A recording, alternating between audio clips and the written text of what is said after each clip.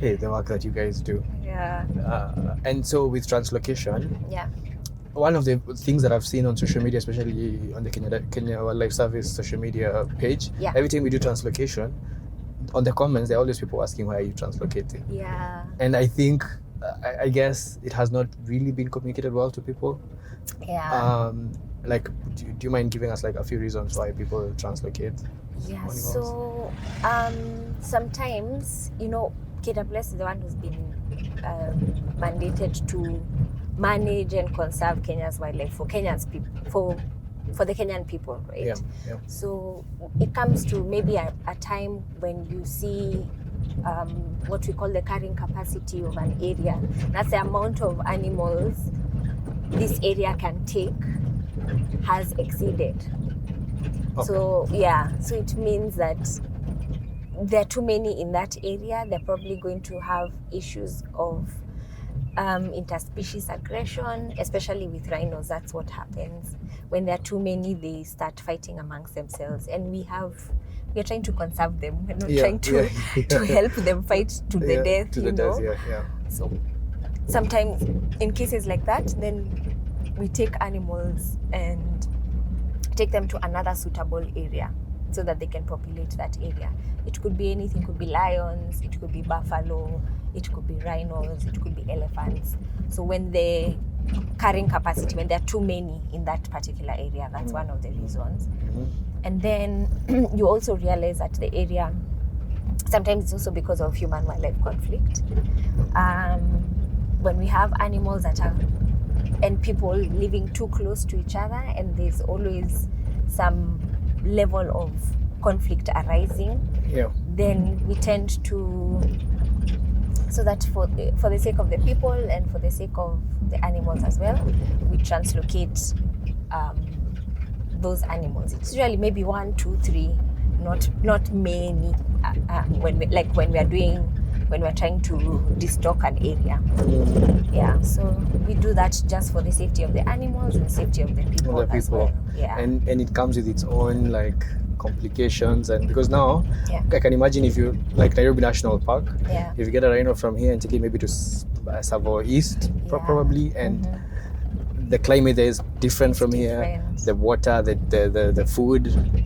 So what happens normally if there's a planned translocation like that, there always has to be assessments done of the area that the animals are going to go to. Yeah. So normally the research scientists will go in, do an assessment, make sure that the habitat is suitable, that the animals can survive. There are other animals of that kind there, and all that.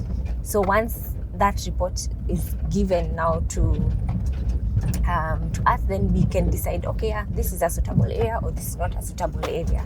Yeah. And so and it involves a lot of planning. These guys have seen something. Yeah. Follow them most likely and it involves a lot of planning. Yeah.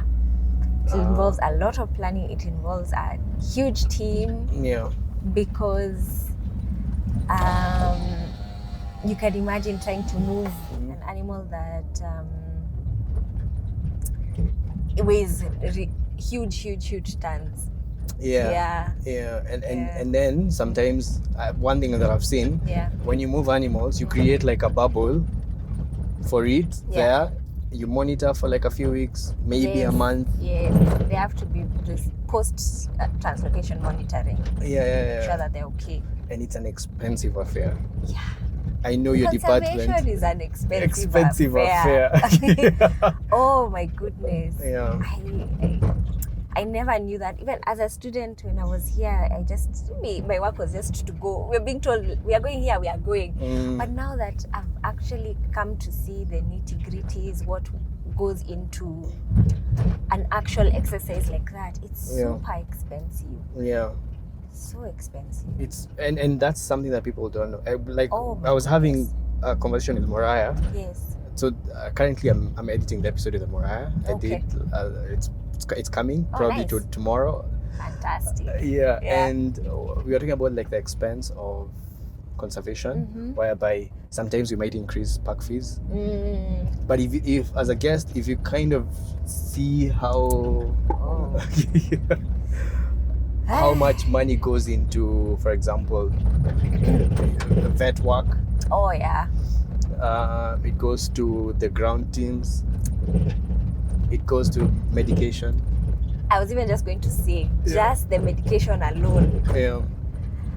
Oh, goodness. Sometimes a vial is like 10 ml of one of the anesthetic drugs that we use is about 75,000. What? 10 ml. 10 ml. What?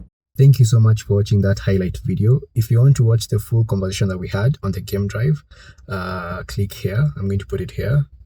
Don't forget to like the video, comment, subscribe if you haven't already, or even share with anyone who would be interested in this conversation.